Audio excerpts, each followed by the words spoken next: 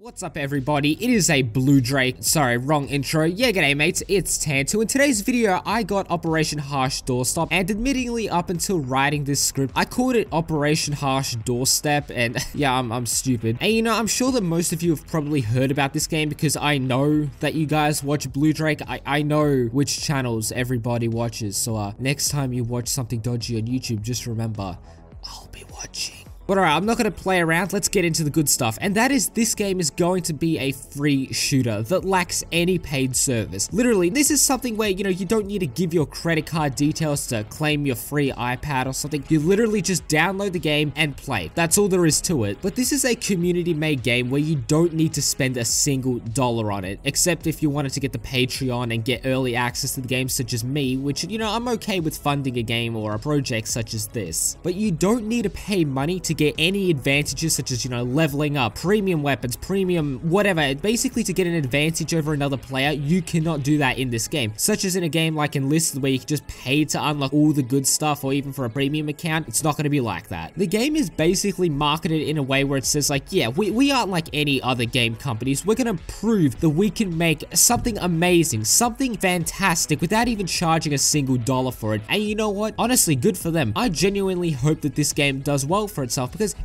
honestly, Project Reality, okay, let's look at Project Reality, right? It's old. You have Squad, but it costs an arm and a leg. Obviously, you get a free or complete, you know, I don't really want to get into that because I've heard some bad things about the devs. Honestly, all the things that I've heard about the devs is bad things. Hey, I'm having fun with the game, but to a lot of people, $70 is a lot of money, and Blue Drake himself says that this game is basically going to be similar to Squad, but this game is more or less a message to big game companies to basically pull their head out of their asses, or asses. Is it ass or ass? I know in Australia we say ass, but I prefer ass. I don't know. And I mean, like I said previously, sure, you can pay for Squad. It's expensive. You can get Project Reality. It's old and it become boring after a while. You can get Hell Let Loose or Postscriptum. You know, those aren't overly expensive. You can probably get them around $40, $50 Australian dollar dues, but those are only set during World War II. So it's like you only basically buy one thing. That's it. If you like World War II, then go ahead, buy it. It's worth it. But there is no room to expand. But that's the good thing about Operation Harsh Doorstep. There is unlimited possibilities that you can expand on with this game. You want to play in World War II, World War I, Iraq, Afghanistan war, whatever war you want. But you know, what is Operation Harsh Doorstop exactly? And it is going to be a realistic tactical shooter that is going to have large-scale warfare, combined arms, and full mod support. So I guess this means that someone can make the Great Emu War mod for this game. That would be actually insane. But what I've seen in this game so far is that there is an incredible variety of different time zones or time periods to play in, such as the Vietnam War, World War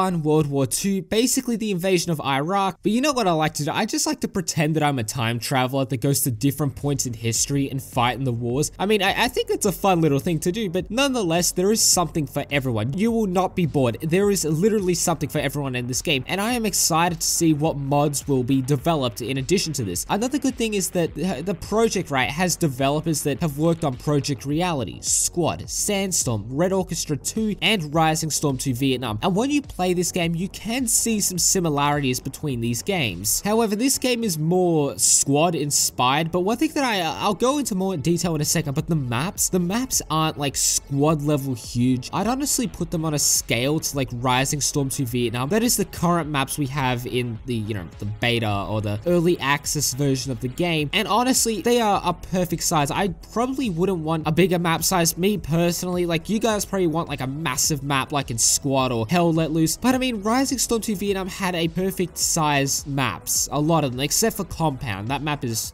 terrible. Now, at the moment, the game is still being developed, so we don't have any vehicles, but we do have lots of guns, which I'll talk of more in depth in a second. But we have some maps, right, that look really good. Some of them look freaking really good, and they set a good vibe for the time period that you're set in. The game also has bot support at the moment, yet they literally play as trained super soldiers, and I often find myself getting ravaged from God knows where. But I mean, hey, at least there is something to shoot at, and it also makes the game enjoyable. Now, they want to encourage teamwork teamwork and coordination. Now, I can't speak from experience, but people that have played RS2 back when it was smaller and not as big as it is today say that RS2 was more coordinated and team focused. And if you compare it to today, sure, there is some communication, but you can't have the full experience because the voice chat is still fucking broken and no one has bothered to fix it yet. But at times, it can basically just be every man for themselves, and I honestly hope that doesn't happen in this game. You know, I love the communication and coordination that Squad has. It's really fun saying like, oh, there's an enemy at this bearing or northeast, and like, I really do enjoy that. And I obviously hope that that is translated into this game. But they say in the future they want to update the game to have brutally realistic game mechanics, and I'm looking forward to it. Now, let's move on to the gameplay and graphics. And you know what? This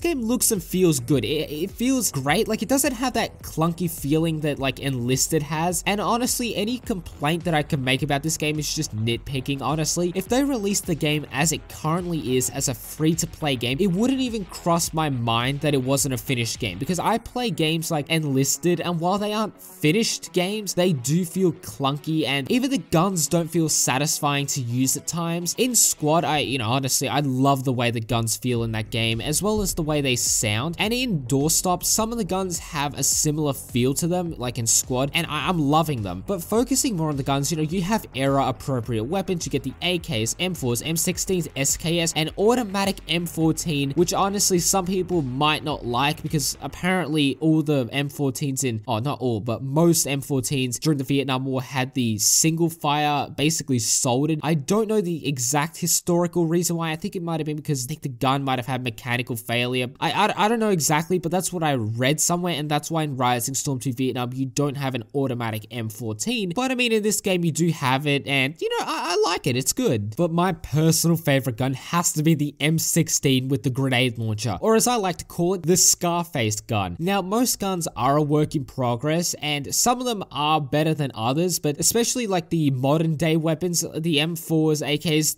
I am genuinely digging them, and I love the did I say digging? What is this, like 1995? Jesus Christ. But I love the direction that they're going in. Another thing that I should mention is that in Project Reality, some complaints that me and other people had is that there's just way too much recoil on the guns, and this game has a much more manageable recoil. Like, you aren't like firing an AK and then like the guy is like fucking going everywhere and like looks like Lisa Simpson from that one Simpsons episode. That's a good episode, by the way. You should definitely rewatch the earlier versions of The Simpsons. But moving on to the maps. Now, there aren't a whole lot of maps at the moment, but I can imagine there are going to be heaps of community-made maps, and some of you are either going to love me or hate me after saying this, but someone please make a resort version in this game, please. You can't have a Vietnam War game without resort now, but I'm clearly joking. But in regards to the maps, some of them look really good. My personal favorite is Lam Dong. I don't know how to pronounce that, but the first thing I thought when I saw this map was Far Cry 1. But when you think about the Vietnam War from a map perspective, majority of us would think of, you know, a bright lighting, vibrant, beautiful jungle with lots of green and bright colors. Or some of you might have thought of a concrete jungle such as Hue City or Saigon, but the map just looks beautiful. But you know, you have lots of palm trees, which ironically enough isn't the only palm they're going to be getting.